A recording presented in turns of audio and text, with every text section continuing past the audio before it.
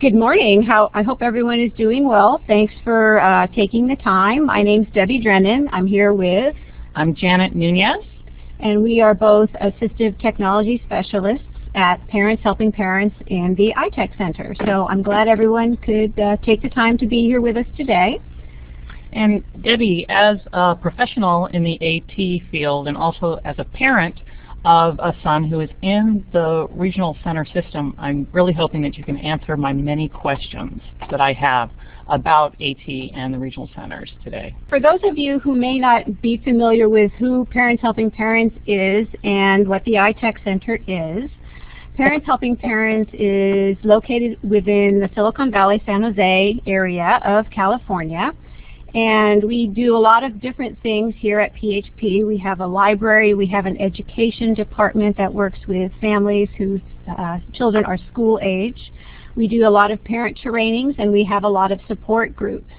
We also do have the iTech Center, and you can find out more about sort of our signature service, which is a Techsploration, by clicking on a YouTube video of what a Techsploration can look like. But we also do provide AT loan kits to PHP members.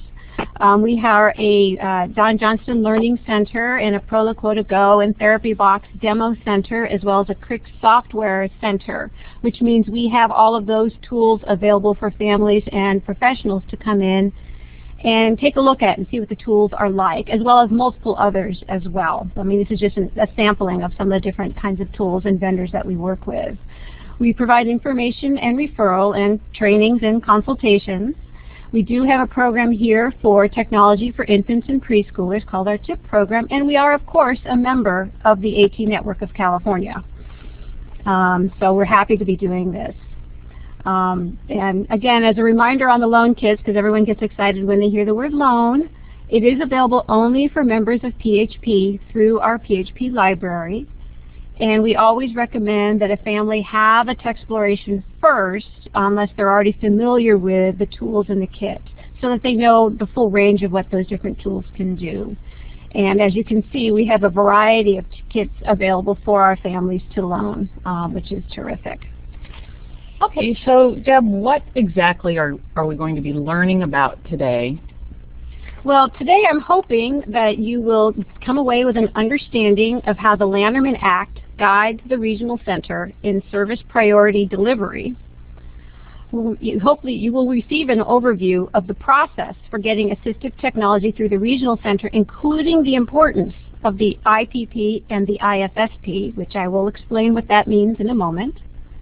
You will understand how iPads and apps fit under the regional center criteria, and we will be sharing a website on how to appeal a regional center decision, should that become necessary. Okay, well, you know, this may seem like a silly question, but what exactly is a regional center? And what does it do for people with developmental disabilities? Ah, good question. What is a regional center? A regional center is a community-based, private, non-profit corporation that is funded by the state of California to serve people with developmental disabilities as required by the Lanterman Developmental Disabilities Act. So a lot of people are surprised to find that it is a private non-profit corporation, but that's indeed what it is. Many people think it is a government agency. It is funded by the government, but it is a private entity. There are 21 regional centers throughout the state of California, and to be eligible, you can find out more about eligibility criteria if you go to the website that's posted, which is at dds.ca.gov/general/eligibility.cfm. Okay, and I've also heard people talk about the Lanterman Act. And what exactly is the Lanterman Act, and how does it apply to the regional center and consumers?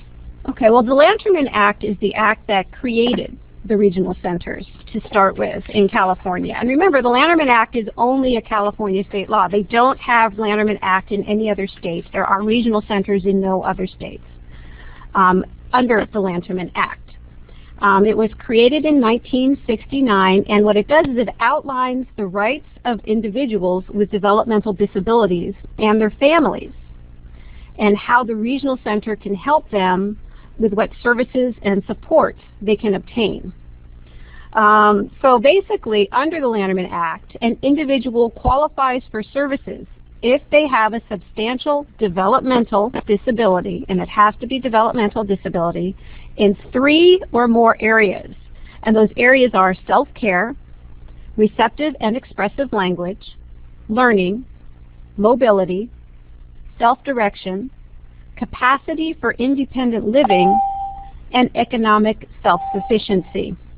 And this is important, especially because there's going to be a change coming up soon in the DSM, diagnostic criteria, where they're rolling Asperger's diagnoses in with the autism diagnoses.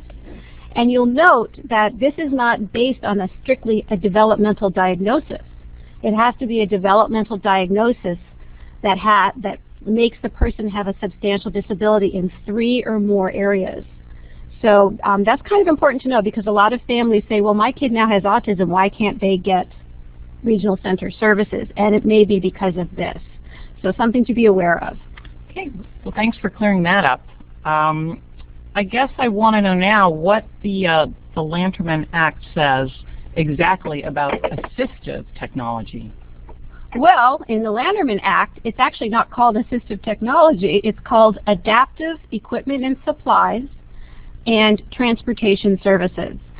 It only specifies special adaptive equipment such as wheelchairs, hospital beds, communication devices, and I'm going to underline that verbally, and other necessary appliances and supplies. But there is no complete listing of tools listed anywhere. Okay, so how do you get funding from the regional center? Well, first of all, you have to be a client of the regional center. And again, we've already talked about the eligibility requirements of that developmental disability. And it is, by law, a funder of last resort. You must be able to show other possible funding sources, such as medical insurance or Department of Rehab, education, have been denied or do not qualify. You must also show that the assistive technology is needed to meet an IPP, which is the individual program plan that all clients of the regional center have, or an IFSP, which is the individual family service plan, which is for those clients who are aged 0 to 3. Okay, so I see you mentioned funder of last resort. Well, who are the funders of first resort for our people with developmental disabilities? Ah, good question. Cha-ching! Where's the money coming from? So, thank you. So, for schools, first of all, is the client in this education program? Are they between the ages of 3 and 22, or sometimes 1.5 and 22, and are they still within the educational system? So that if they are, that might be a first place to look, would be the education system. And if they are, is the device being considered needed to meet or make adequate progress on an IEP goal, rather an individualized education plan goal? If so, then the school becomes that funder. And then does the school have the data needed to justify that tool as the right AT tool versus using other tools? Okay, what about other funders? Well, let's look at medical insurance.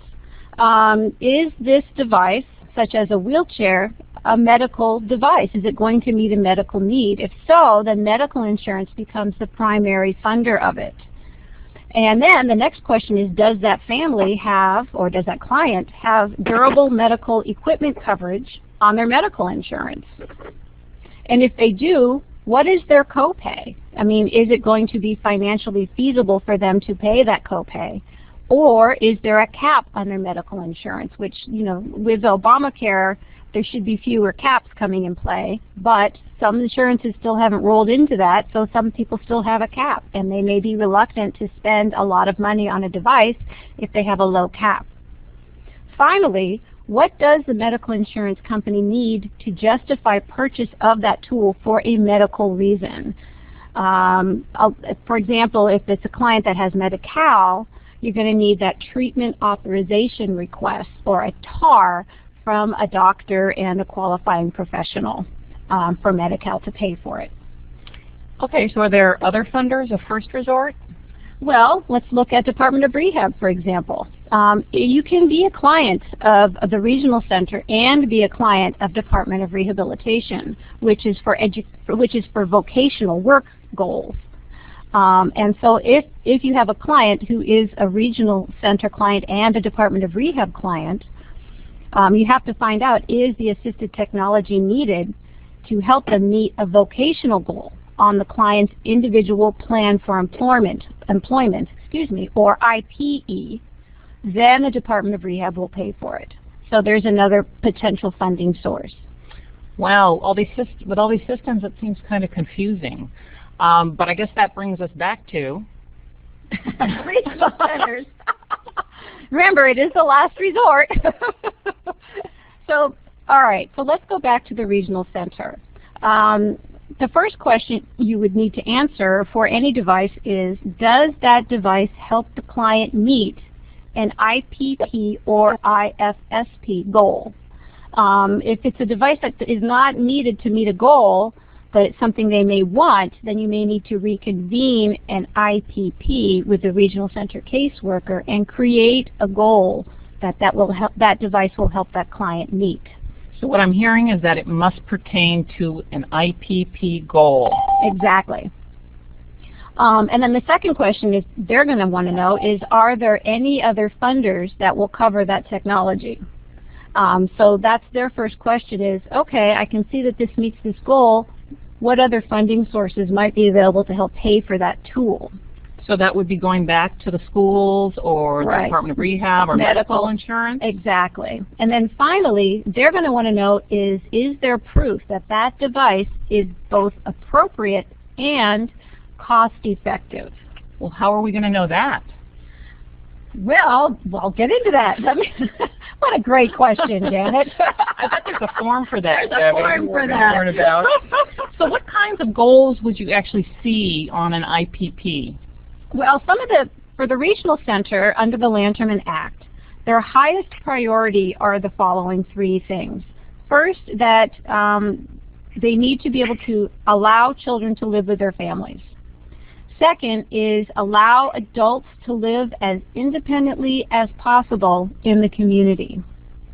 And finally, allow all people with developmental disabilities to positively and meaningfully interact with people without disabilities. So those are the highest regional center priority goals. So that's good information to know. Now, how does that translate? A specific goal. Right, let's get down to a more specific goal. For example, Francisco will learn to make simple purchases at a local store. Do you see how that works as being able to live as independently as possible as well as interact meaningfully with people without disabilities? That fits both of those priorities. So where does the AT fit in? Well, regional centers and AT is to assist, for the assistive technology, to assist their consumers or clients in obtaining services from another agency. So for example, you can hire, the regional center service provider can assist a client or consumer in helping them get funding from another agency if that is what is needed. Remember, they are mandated to provide cost-effective services to their clients. So they're always going to be looking for the most cost-effective yet appropriate solution for them. So they would consider other tools at that time? Yes, that's when they would start looking at all the options like available. Like an iPad? Or all other options. It could also be a service that they may decide is most cost-effective to help that client meet the goal versus a tool. So it's whatever's most cost-effective and appropriate for that client to meet the goal is what they're going to go for. So if, let's say, the regional center does agree that the client needs an AT tool, if the regional center purchases that equipment, such as a calculator or an iPod, it is owned by the regional center. but the consumer or that client has exclusive use of it. So if the consumer or client moves within the state of California, the regional centers can allow that equipment to move with you because it is a state program. But if that client or consumer is moving outside of California, the client or consumer is supposed to turn that equipment back into them. And I see we have a hand raised. So let's see. Who is that? I'm looking. And she's also written in the chat area. So whomever raised the hand, go ahead. It's Vicki Tuck, and she's also written in the chat area. Ah, thank you. So Vicki asks, what if the regional center is in the school, supporting with PECs, and regional center is in the home, and the device is needed in the home to help achieve goals? Is regional center then considered the last resort to meet the IPP, IFSP goal for the communication? I think what you're asking is you've got a client, you've got someone who is a regional center client who is also in education. And it's a communication tool is what they're using, which is what PECs is a communication system using low-tech generally, picture icon communication system. And maybe they're using a device, a mid-tech device for that. Generally, communication is a goal that is written onto an IEP. At that point, the regional center will look to the IEP to provide that device in the home as homework for that child to continue to be successful in their communication attempts. That would be what the regional center would anticipate and would ask that the families see if they can get written into the IEP that the device comes home for homework. And this is actually a whole other presentation on assistive technology and the school system, and I believe we have one archived somewhere on the AT Network website that you can take a look at to find out more about how to get that kind of a goal written into an IEP. Okay. Because it may also involve Medi-Cal paying for a device, so you could even have a third system. Right, depending on the device that they're being used. So that's sort of a complicated question that you asked, and a good one. So good question, Vicki. So for those clients that are adults, it's important to note, though, that if they're in a day program and they need an AT device to be successful with, here's another alphabet soup for you, ISP goal, which is an individual service plan, which is something the day program has as their goals for their clients. The day program is required to provide that AT device, not the regional center. So just to throw a little bit of a monkey wrench into the good, so there now you we go. have even a fourth program involved. Okay. So ISP, yes. Right. So what happens if the technology breaks down? Ah, good question. What about those repair costs? Remember, the regional center is the owner of the device if they purchased it. So the regional center has the primary responsibility to make sure that you get the needed supports and services, right? So let's say you are a regional center client, and let's say you actually moved with a device that you got through your Medicaid medical insurance from another state to California, and now the device is breaking down, and you're an adult, and you don't have medical insurance yet here in the state of California. What do? The regional center is under obligation to make sure that you get your assistive technology that you need. So they can assist you with getting Medi-Cal, if that's the most appropriate funder for that, or they can contract with an outside vendor and a service for repairs and maintenance, if that's what is needed. Or, of course, they can decide to purchase a new device for you. Okay. Well, I think this might be a good place to stop for some questions. So is there any questions so far about the regional centers? Hello? Well, I think we've thoroughly confused everybody, so we'll move right on. My name is Alicia Contreras, and I'm just joining. I'm sorry, I'm late, but we uninstalled the Java thing, and that messed up my system here. But because I missed the first part, and I'm just joining, I'm wondering if there are no questions, if you could just, like, in 3 bullets, you know, give me a little summary that could be a reminder for people who have been from the beginning and would be a good thing for me to know what's going on here. Sorry about that. We'll try. 1 minute systems are involved. Okay, the main takeaway is, 1, regional centers are California specific. They're not outside of the California system. 2, regional centers are the funder for assistive technology of last resort. And 3, regional centers are guided by a program called a law called the Lanterman Act. And so everything they do is guided by that act. I hope that's sort of a good summary. This will also be archived? Yeah, it will be archived. So you can Loved it. Thank you. You are awesome. We try. All right, so we're going to move on, unless there's any other questions. Okay, we'll go ahead and move on. Thank you. All right, well now we're going to get to the exciting part, and that's about considering assistive technology needs for consumers.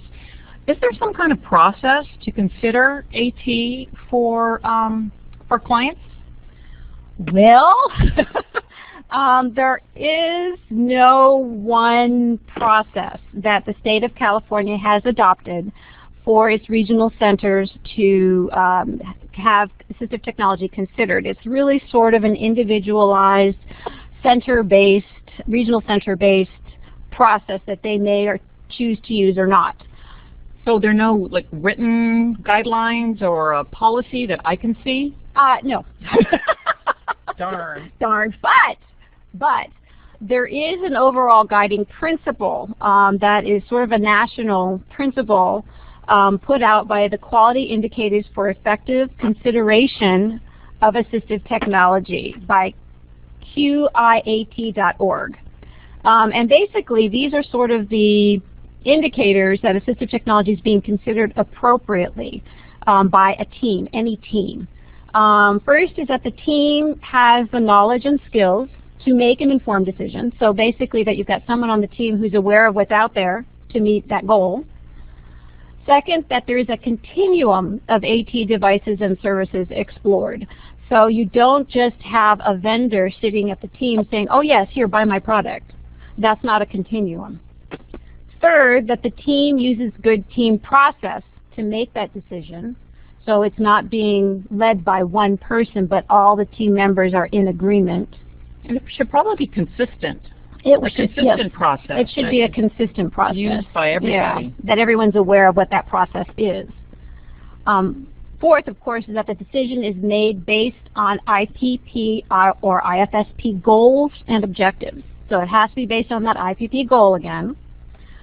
That the determination of need is based on some data about that client, the environment, and the tasks. So it's not made without ever having it shown that that is the right, most appropriate tool for that client and most cost-effective. That the decisions and supporting data are somewhere documented, that you can see it, video of it, some observational data, something documented so that they know it is indeed the most appropriate tool. And that the team decisions are made, of course, in compliance with all federal and state statutes. And in the regional center case, that means they are indeed the funder of last resort, that they have explored alternatives, that this is the most cost-effective tool available to help this client meet that goal. Okay, so since there aren't any written policies or guidelines, is there a simple way to consider AT? Well, this is really essentially the same way as assistive technology is considered in the school systems, or should be considered in the school systems. And basically there's some consideration steps to take. First of all, you would, like in the IPP, you would review the present levels of achievement and functional performance, that's what the IPP is, and develop those annual goals. Now you would then determine the difficulty of the client's tasks or barriers to success. So what goal might this client struggle in?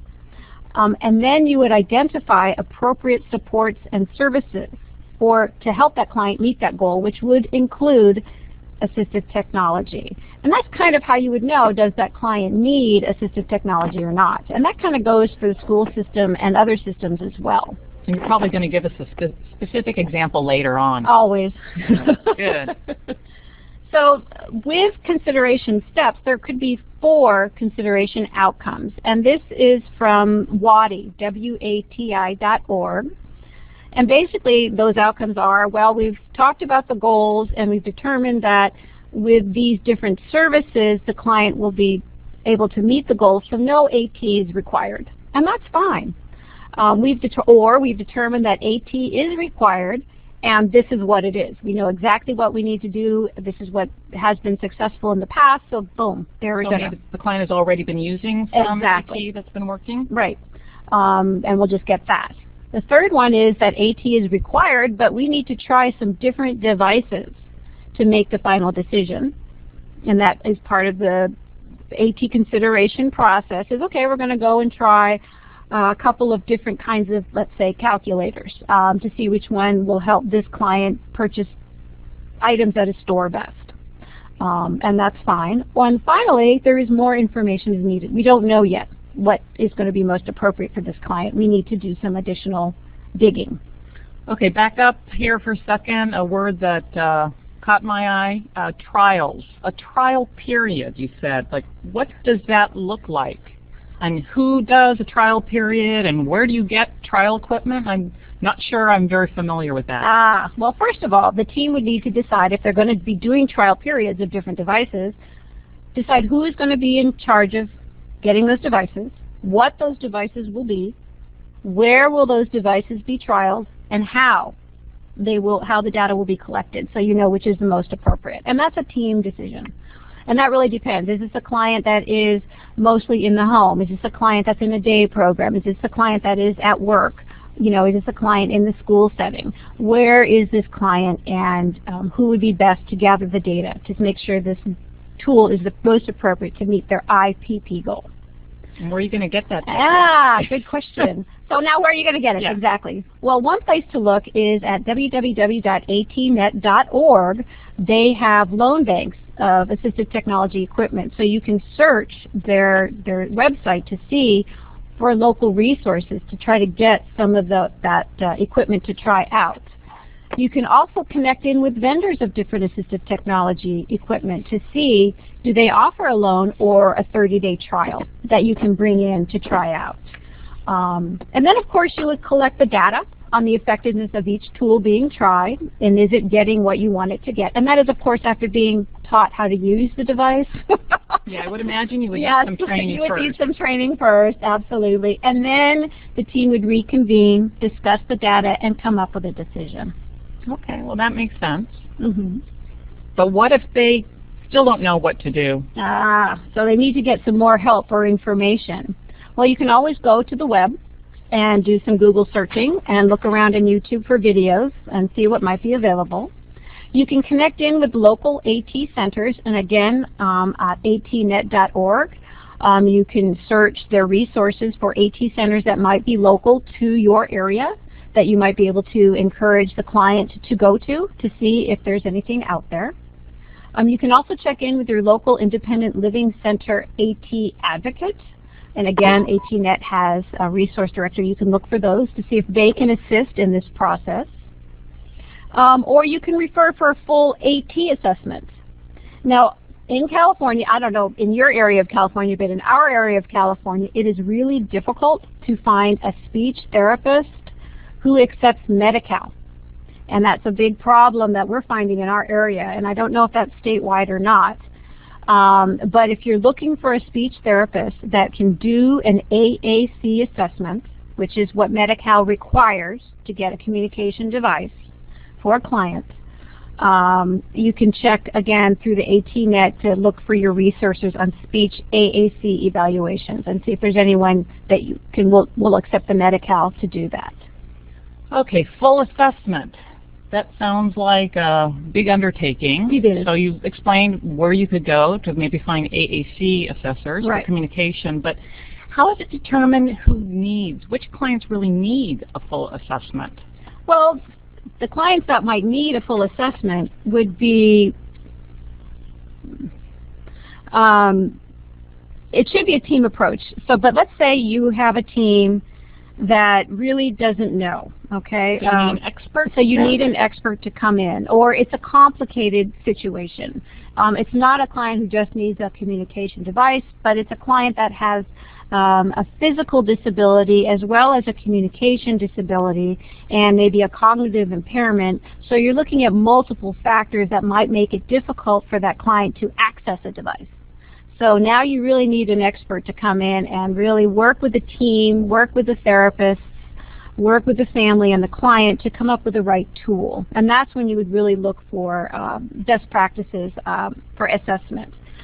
So, and here you can see sort of if you do have to go that route, and you know, it's kind of at the older age group, it's less common to need a full AT assessment than in the younger ages, because generally if someone's exited out of the school system, they're stable. Their condition is stable, but when you're growing up 0 to 22, you're constantly changing because you're growing up. So you constantly have new needs coming up. So let's kind of go through quickly procedures for best assessment so you know if it's a good assessment or not. Best practices say that the procedures of the assessment were clearly defined, so you know exactly what that assessor did. That it is conducted by a group of professionals who are knowledgeable in the client's deficit areas. What does that mean?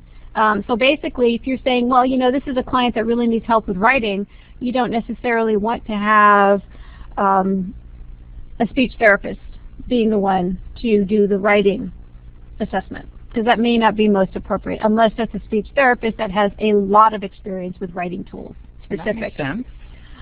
Client and family should be actively involved in the AT process, of course. It should be conducted in the client's customary environment where possible, and we know sometimes that's not possible, but where possible.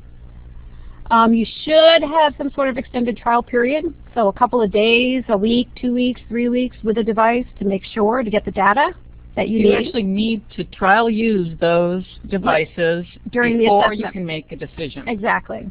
And then the assessment should then be able to provide a list of recommended tools to the team based on that data. And then, of course, reassessment anytime there's a change in the client, in the task, or the environment. And these best practices are also from the QIAT, the QIAT.org. Correct. But again, usually a full assessment is not necessary if someone on the team has that knowledge. We hope. We hope. We would find on a team. So this might be a good time to pause again for questions. Questions on the consideration process for the regional center. We will be delving into this just a little bit more, but are there any questions right now? Yes, this is Amy from Seattle, Berkeley. Can everybody hear me? Yes. Okay, I have a question because I recently had a consumer that came to me who's both DOR and regional client. And they are having a very hard time evaluating her in terms of when DOR trying to evaluate her because she's also blind, that they were evaluating her based on if she was blind, this and that, but then they were not taking in consideration of her developmental disability.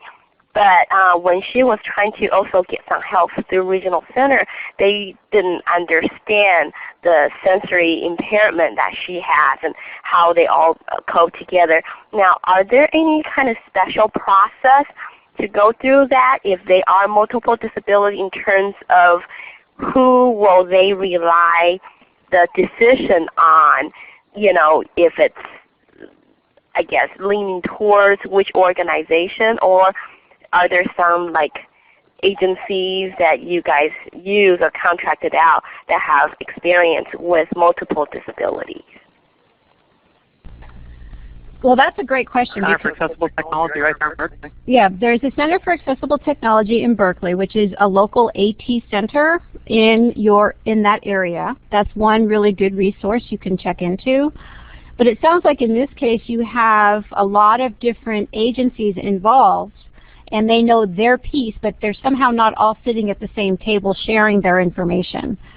So think, because Department of Rehab is the primary funder, especially if it is a vocational goal that they're looking for the AT in, I think what you need to do is somehow bring in the regional center and the DOR and the client family at the same table. Get them to have a meeting and talk about the vocational goal, the tools for the blind low vision that you're considering, and then the tools for the developmental disability component. I'm assuming it's a cognitive impairment that is also coming into play. For example, if this is a client that the DOR person saying, well, JAWS, and that's just going to be way over their head, the regional center person would say, well, that's going to be way over their head. They're not going to understand it. It's going to be too much information. Is there a way to make it so that the screen reader, if that's what they need, for example, isn't as talking as much? Because they're not going to be able to understand all those key commands. We're going to have to simplify the key or screen. We're going to have to do these other steps so they can work together and get in the most appropriate tool for that client. That's a thought. Sure. So my question... my question is that the person who's assessing her needs, does regional center looking for any specific certification or such? Because I'm the AT coordinator here at CIL, so I had some training with her before, and so I knew more about her situation and her cognitive ability and also her blindness and how all that kind of put together. But now I'm kind of wondering is, will regional center take, like an AT person's advice from just a independent living center, or it has to go through more of a sophisticated process? This is Janet. I think we would go back to the team approach whenever you're doing an assessment, that everybody's evaluation opinion is valid. If you have knowledge of the client, or if you have expertise in a certain field related to the client, that should all be part of the consideration. As far as I know, there's no standardization right now for an assistive technology assessment. Unless you are doing an assessment for AAC speech and communication, you would need to be an SLP. So I think Debbie's right in terms of sitting down as a team and talking about what the requirements are, if there are any, with the regional center directly might be your best bet, and then explaining how you, at this time, seem to be the best fit in terms of assessing the consumer. But actually, this is... okay, great. Thanks. That's okay. Good. Yeah, and there's actually, this is a good lead into the next part of our presentation, which is how does the team arrive at an outcome, right? How do they know what's best for that client? Well, how do they know what's best? Well, they should have, ta-da, they should have a well-defined process, right? And that's sort of the key to all of this. Now, there are some frameworks and guidelines for coming up with assistive technology consideration tools. And one of them is the SETT, which is Student Environment Task and Tools, which was developed by Joy Zabala. And her website is listed, joyzabala.com. Another tool or framework guideline is the Georgia Project for AT, the GPAT, gpat.org. And another framework which would help define the process is the WADI, the Wisconsin Assistive Technology Initiative, WADI.org. So these are some frameworks, some processes that can help all the team members come together with their information to come up with tools to consider. Right, and although these might be more specific to schools and education, I know, Debbie, that you adapted one. Well, yes, I did. I'm calling it the CETT, the Client Environment Tasks and Tools, and I adapted it from the Hyatt, which is created by the Montgomery Schools MD.org AT grouping there. And let me show you kind of what I'm talking about. And I did say, yes, Rosemary has sent out a file, which is a PDF form of that file. So let me talk about assistive technology consideration. So first of all, on the top part, you can see we really want to know who is the client, date of birth, and the date that the team is convening to do this assessment tool. This is a consideration tool. Sorry, not assessment tool. Who is there, their names and their titles. The contact name and number for that client, or it could be the client themselves, and who the case manager is in the regional center. And then what is the AT that is being considered? Which goal is it for?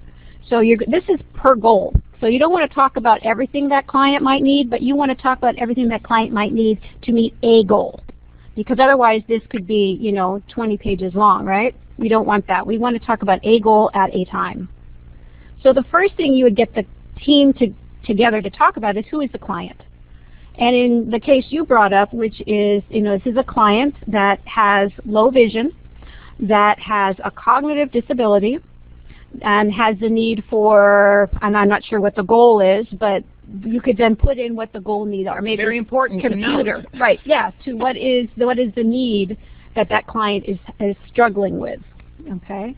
And then you would find out about the environment. Where is that help needed? Is it a work environment? Is it a day program? Is it at home? Is it all three? Is it a noisy situation? Is it noisy? Is it quiet? So these are, are there a lot of people around? What kind of other clients or people are there? These might all be things that would impact the tool you would put into play. And then you look at the task. What are the tasks that the client needs to be able to do to accomplish that goal? So going back to that client, it's a client, let's say, that needs to do data entry. Okay? And then be specific. What does that mean? They need to be able to hit the enter bar. They need to be able to read what the data is and input it. Be very specific about the breakdown of the task that is needed. And then you look at the tools. And it's not just tools, you're also going to look at services. Will AT or services address those tasks? And this is where it's brainstorming. You're just going to write down ideas and thoughts. Have everyone put their input in. This is where the voc rehab assessor would say, oh, JAWS. And this is where you, as an AT advocate, would say, what about this product? And the regional center would say, well, what about these products? And all ideas are good.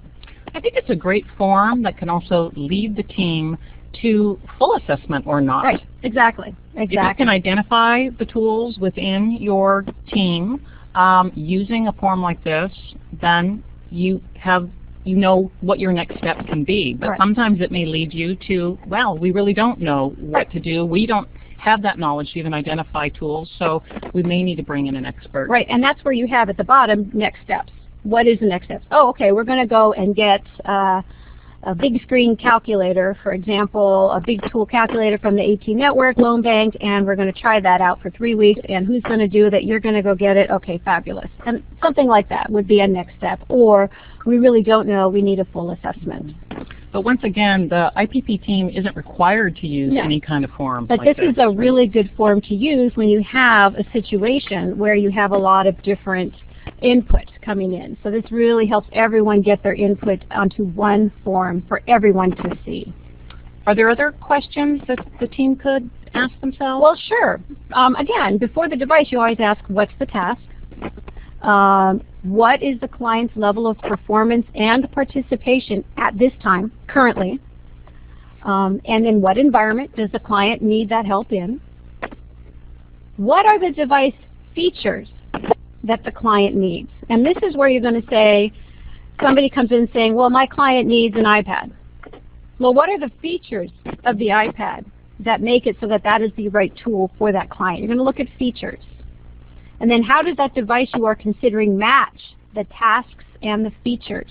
Is this what they call feature matching? Yes, it is. Ta-da! And then again, the data. What data do you have that the client can use the device for those tasks, trial period, and the expected benefit to the client. So again, it goes back to client, environment, tasks, and then tools.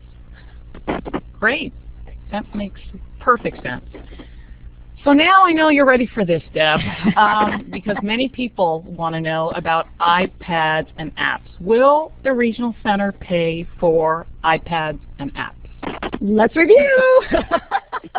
First of all, I know what you're going to say. Does it help the client meet an IPP or an IFSP goal? That's question number 1. 2, is there another funding source for the iPad and the apps? And for those who are considering an iPad and an app for communication, Medi-Cal, just as of today, and this is evolving, I know because I know at the state level they're considering doing more, but currently, as of today, Medi-Cal will pay for a communication app, but they will not pay for an iPad or a laptop or an Android or any other device to put that app or software on. And that is because? It can be used for more than just communication. It is not a dedicated communication device. It is, at the state level, talk about change is happening, but it hasn't happened, so be aware. Is the device the most cost-effective tool to help that client meet that goal? So is that iPad and that app the most cost-effective tool for that client? Or could they use something else? Or can they use something else that would still be appropriate for them to meet that goal? And do you have data to show that this is the right tool for the client? Nothing prevents regional centers from purchasing an iPad and an app if the right conditions are met. So some people have said, oh, the regional centers told me they don't buy iPads.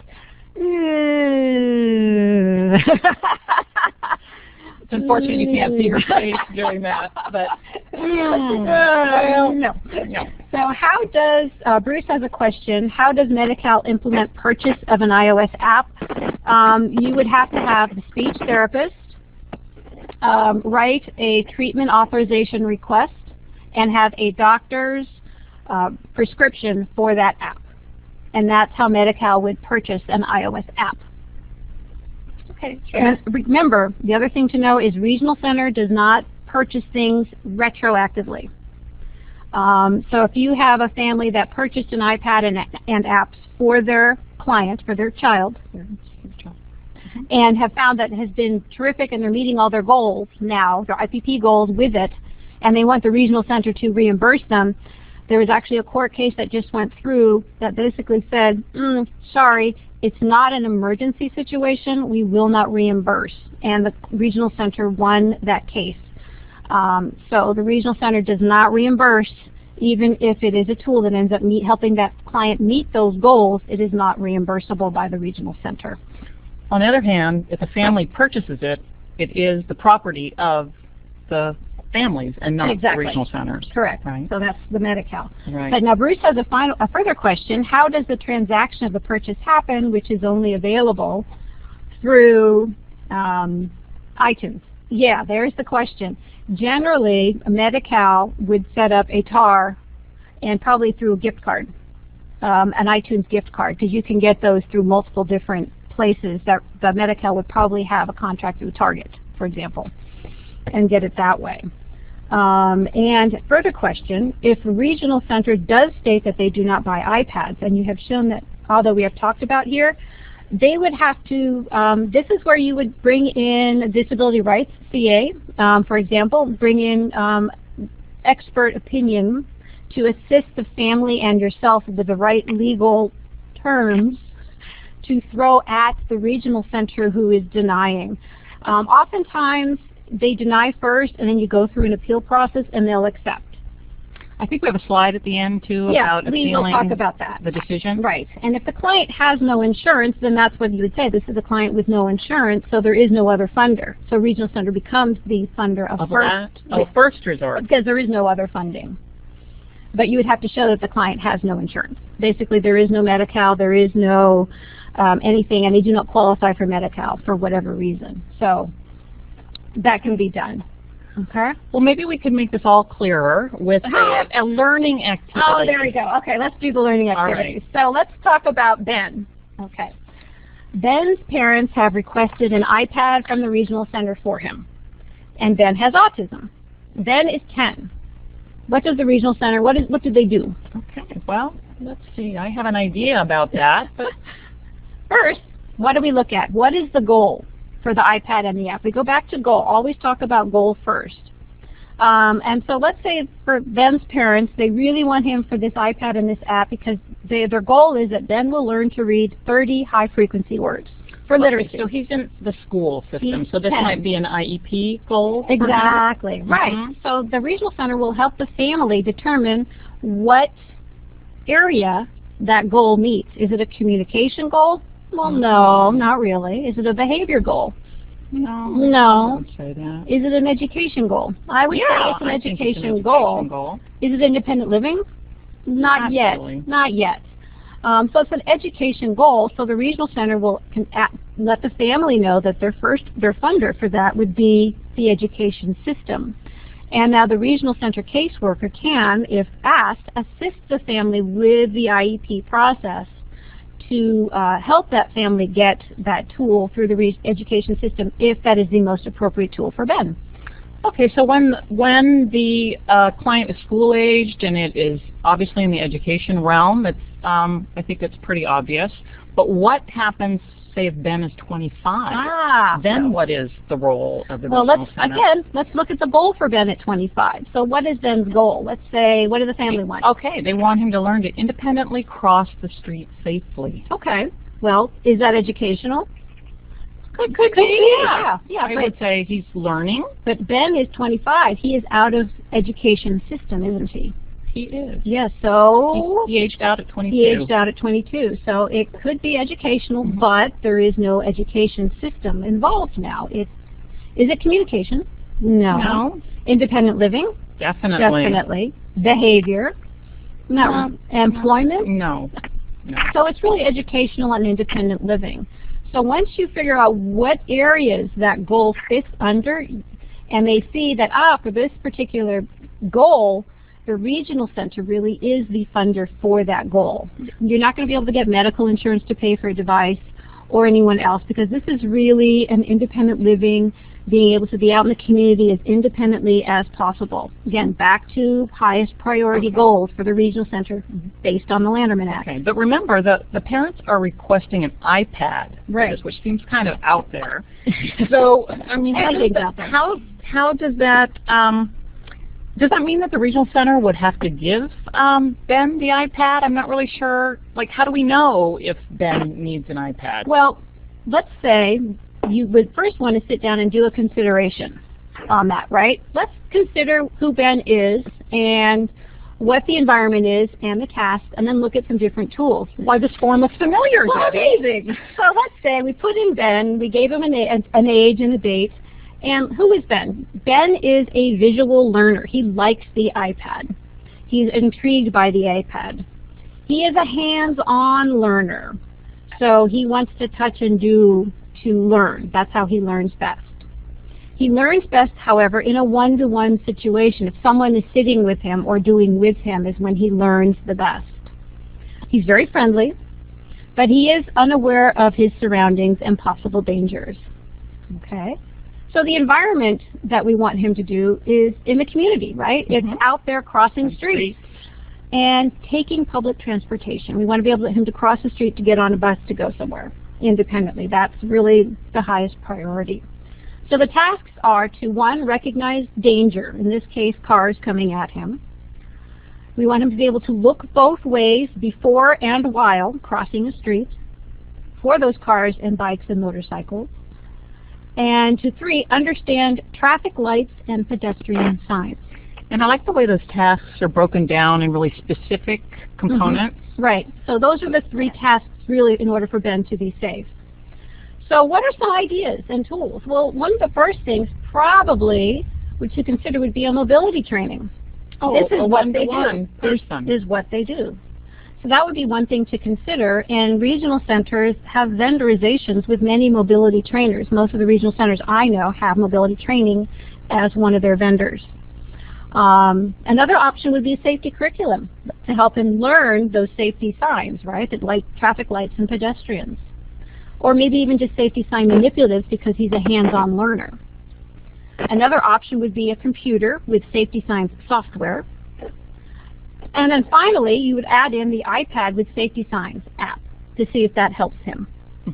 But now the regional center is going to look at this and they're going to say, okay, what next step should we take? Because we are mandated by law to provide the most cost-effective and appropriate tools for this client. So they're going to look at the goal. They're going to say, what is the goal? Crossing streets safely. They're going to look at supporting data. Now, anecdotally, the regional center knows that mobility trainers are effective. Anecdotally, they have that data to show that this might be something to try first. And since he does learn one-on-one, as you've stated, and hands-on, that might be most appropriate. They also are going to look at funding. Where is funding available for any of these tools from any other agency? Oh, and you mentioned that Regional Center may contract with an ILS, an independent living service, to provide also a service for the client. Exactly, so. And that becomes another potential option.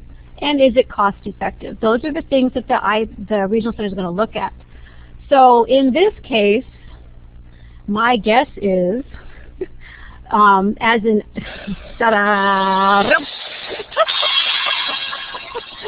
all right, what's your guess?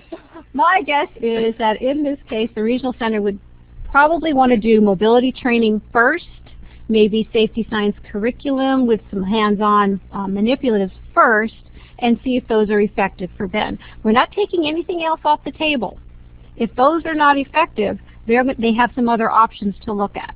And I think that's important as a parent to know that you've been heard, and that things still are on the table, and it's not just shot down right away, that is still up for consideration, but you do need the data and the proof, the supporting proof behind it before it's purchased. And then, and to go to what Luke was saying about an iPad and not an iPod Touch, you would have to be able to show that they need the larger screen size, for example, that an iPad would provide, or to say that that's why the iPad and not the iPod Touch, for example, or that the app only works on the iPad, not the iPod.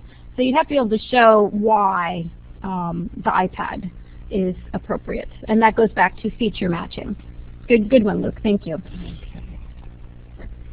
So let's say the Regional Center doesn't agree. Let's say you, as Ben's parents, have proof that you videotaped him looking at an iPad and an app that you have borrowed from a family friend. You have a video of Ben focusing in on an app, and then you have video of him being able to recite back to you what he's learned on the app, and so you have some proof. That's the perfect choice then, right? Right. But the Regional Center says, So here's some things you can do. First of all, be aware that the Regional Center must notify a family in writing, a client in writing, if, one, it does not have money to provide equipment listed on the IPP. It runs out of money. So even though it's a good choice for him, they may not have the funds to purchase it? Exactly, but they have to write that in. They have to say, we currently do not have the money to pay for this. Oh, well, that's a bummer. I know.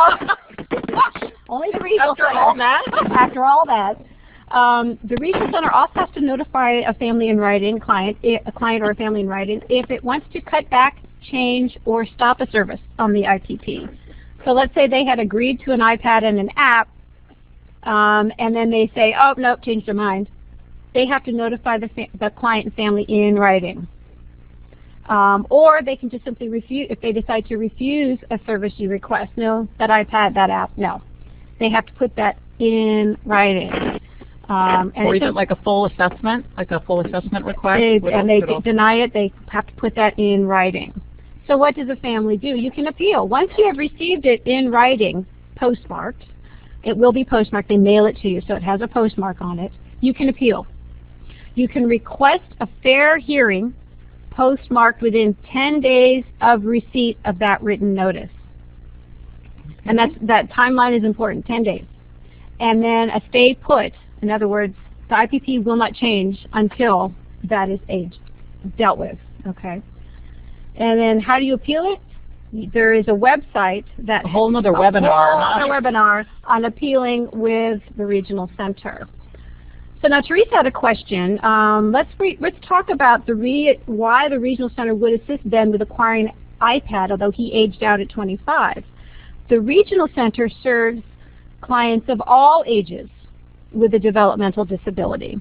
The regional center, if you have a developmental disability, it means it's a disability that substantially limits you in 3 or more areas, and that it's developmental. You acquired it before age 2. That's the only criteria. So you can be a 50-year-old gentleman who has Down syndrome, and you would still be a regional center client. It serves clients throughout the lifespan, from birth to death. So that's how that would work for them. Okay, so does anyone have any additional questions on the regional center and assistive technology? Okay, well that's all we have for you today. I hope we didn't confuse you too much. If we did, here's how you can get a hold of us. Call Janet first. So we do have an 800 number, or an 855 number that is toll-free throughout the state of California. So feel free to give us a call. We're happy to help. And again, if you have any questions in Spanish or any consumers who might need help in Spanish specific to assistive technology, they should contact me, Janet Nunez, at extension 173. Okay. Thanks for your attention.